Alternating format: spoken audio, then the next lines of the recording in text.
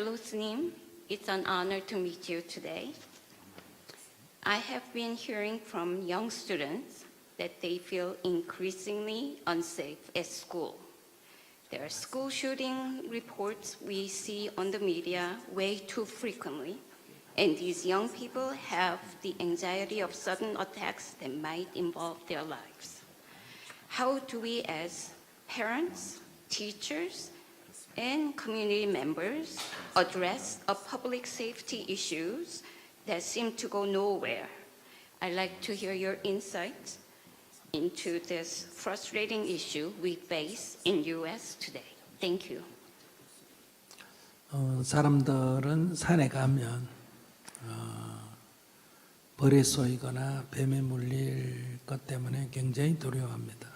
Some people, they don't want to climb up mountains because they're afraid of being stung by bees or being bitten by snakes.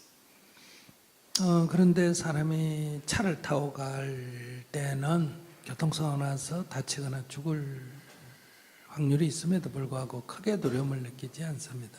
However, when we drive, while there's a distinct possibility for you to get into an accident and get hurt or get killed, we're not usually afraid of riding in a car.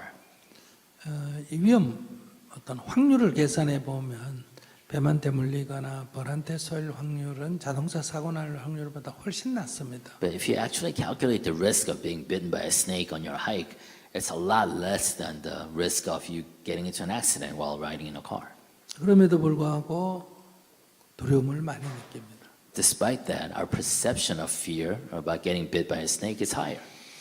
오늘 우리 학교에서의 총기 사고가 미국 같은 경우는 비교적 많다는 것은 또 늘어나고 있다는 것은 사실인 것 같습니다. And so I think it is a fact, right, that U.S. is experiencing a increased risk of being shot, right, while going to school. 그러나 그 총기 사고로 또는 어떤 사고로 인해서 죽을 확률이나 다칠 확률이 교통사고 날 확률과 어느 정도 되는지는 모르겠습니다. So I don't really 비교했을 know, what the relative risk of being shot and killed in school is compared to you being in an accident and getting killed while riding in a car. 제가 이런 말씀을 드리는 이유는 위험이 없다는 것이 아니라 두려움이 너무 민감하게 대응을 하고 있다. 민감하게 대응함으로써 두려움이 많이 생긴다는 거예요. So what I'm trying to say is that I'm not saying that there's no risk of your students, your children getting shot in school in the U.S., but I'm saying is that, our perception of that risk might be disproportional to the actual risk. 그렇기 때문에 우리가 학교를 안 가면 몰라도 학교를 가는 시스템이라면 전 첫째 지나치게 두려워하는 것은 옳지 않다고 생각합니다. So in that sense, if you want to go to school, and our system is based on children attending school, so I don't think it's desirable for us to kind of indulge in this over amplification of the risk. 우리가 교통사고 날 확률을 줄이는 방법은 있지 않습니까? 신호 체계를 한다든지 속도 제한을 한다든지 인도하고 구분한다든지 해서 교통사고를 줄이는 것처럼 Just as we engage in those kind of strategies, right, to reduce traffic accidents by creating crosswalks, traffic lights, and other rules and regulations. 그처럼 이러한 총기 사고, 학교에서의 이런 사고도 줄일 수 있는 것은 우리가 정책적으로 얼마든지 할 수 있다는 거죠. But what I'm saying is that similarly, we can actually engage in, from a policy perspective, in those strategies in order to minimize or reduce the risk of, shooting incidents in school. 우리가 지진이 어쩌다가 일어나지만은 지진이 일어났을 때 어떻게 대피하느냐에서 훈련을 하지 않습니까? For example, we practice how to avoid earthquakes, right? What to do in case of earthquakes.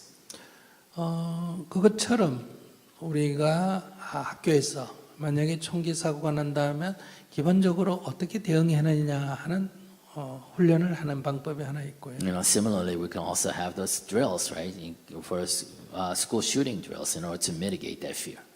두 번째는 이제 이 그러니까 사고 원인을 줄이는 방법이 있겠죠. And we also can choose a strategy to actually get at the source of the issue. 총기 소지를 엄격하게 다룬다든지. Maybe have stricter gun control laws. 그러나 그것은 이제 미국에서 이 여론이 소지함으로 해서 방어적인 기능과 이제 소지함으로 해서 우발적 총기 사고가 나는 것 사이에 지금 여론이 팽팽하니까 뭐 이런 문제가 있지만은 어쨌든 전체적으로 보면 총기 소지를 줄이는 것이 가장 큰 해결책이라고 볼 수 있습니다. You know, obviously there are very strong differences of opinion, and it seems to be fairly well balanced between pro-gun ownership and anti. Having said that, I think it's a good mitigation strategy to reduce the kind of prevalence of gun ownership to get at this problem. 또 총기 사고가 완전히 금지할 수 없다면 이 총기를 가진 부모들이 총기에 대한 그 보관의 의무를 강화한다든지 And if you can totally eliminate the risk of school shootings, maybe strengthen the laws to hold the parents accountable, for the ownership and the possession of those guns. 세 번째는 대부분 이런 사고는 이렇게 정신적인 이상에 의해서 일어날 확률이 매우 높습니다. And I think most of these incidents, school shootings, happens as a result of certain mental instability on the part of the perpetrator. 그렇기 때문에 육체적인 건강을 체크하는 의사만큼이나 정신과 의사나 상담사가 있어서 아이들에게 정신적인 이런 감정 조절이 안 되는 아이들을 조기에 발견해서 치료하는 이런 대응책도 예방하는 하나의 방법이 됩니다. So maybe as a matter of societal policy, we prioritize resources, investment of resources on, maintaining the mental health of the students. 또 학교 안에서의 폭력 같은 것을 조금 더 엄격하게 규제를 한다든지 And be more strict and stringent about, addressing bullying in school. 이런 것을 제도적으로 보완해 나가는 게 필요하다. So I think we need to have a more of a holistic, comprehensive institutional approach to this. 다시 정리해서 말씀드리면 To summarize, 첫째, 너무 두려워하는 것에 대해서 개인적으로 두려워하지 않는 쪽으로 이게 교통사고 확률보다 낮다든지 이런 통계로 해서 너무 두려워하지 않는 게 필요하고 so I think we need to kind of step away from being overly fearful of the possibility of school shooting. 두 번째는 대피 훈련이 필요하고 The second, engage in kind of a mitigation strategy, for example, like drills. 그다음에 총기 사고를 방지하려면 총기 소지를 금지하는 법을 통과시킨다든지 Also engage in prevention strategies, for example, like passing more stringent guns control laws. 그게 안 된다면 성인에 의해서 소지되는 것을 엄격하게 관리하게 한다든지 And if that's difficult to do, maybe, make parents more accountable for the possession of their own guns. 이러한 제도적인 어떤 개선을 통해서 우리가 좀 비율을 낮춰야 된다 이렇게 볼 수 있습니다. So engage in this kind of incremental improvements so that we try to minimize that risk as much as possible. 저는 한국에서도 마찬가지인데 자살 예방 같은 것도 마찬가지인데 아이들에게 조기에 이 정신 건강을 검진하고 발견하고 치료하는 이런 시스템이 있어야 된다고 생각합니다. So, it's, in South Korea, we have issues, of high rates of teen suicide, and I think we need similar, holistic kind of approach, right, to mitigate those risks. 자기 얘기하세요. 더 하고 싶어. So I understand that the parents' emotional state usually transmits to the children. So my question was how I can have conversation with children who fear going to school every day, not knowing what might happen because they get this information through their social media, and even all these other things that's happening with access to social media and the news media, the children get their own information, and sometimes, even without parents giving that kind of information to the children come up with their own fear. So when they voice these fears to adults, we need to kind of address them and kind of give them the security they need to move on. So I'm just wondering if there's something that you can say or advise that how we can approach these children.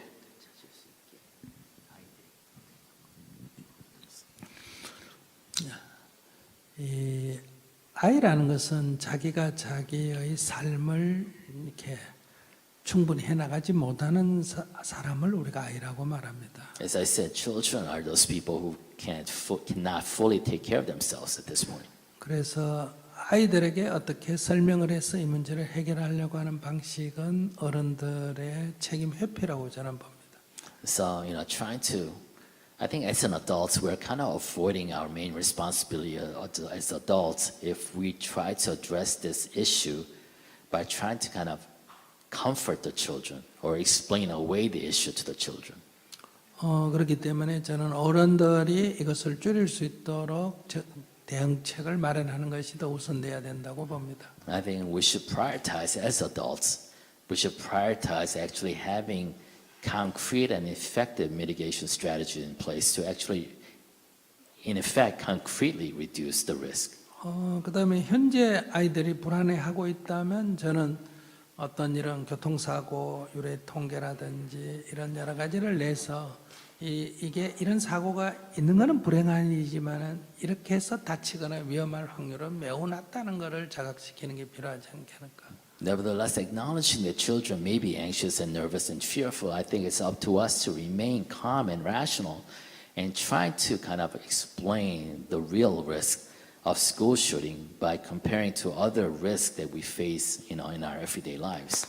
한국에서 자살해서 죽는 사람은 만 몇천 명 1년에 되는데 기사화되는 거는 10개도 안 되거든요. So we have over 10,000 suicides in Korea every year, but only a few of them actually get any media coverage. 뱀에 물려 죽거나 벌에 쏘여 죽는 사람은 1년에 5명도 안 되는데 5명이 다 기사화가 된다는 거예요. But if you get stung by a bee and die as a result on your hike, maybe 5 people die that way every year, but all 5 gets a lot of coverage in the media. 그렇기 때문에 사람들은 어쩌다가 일어나는 일이 나에게 일어날 수 있는 일상적인 일로 받아들이는 것을 민감하게 반응하게 된다는 거예요. So we often mistake ourselves into perceiving that the risks, which are really rare, we perceive it to be much more prevalent and much more personal to us than it really is.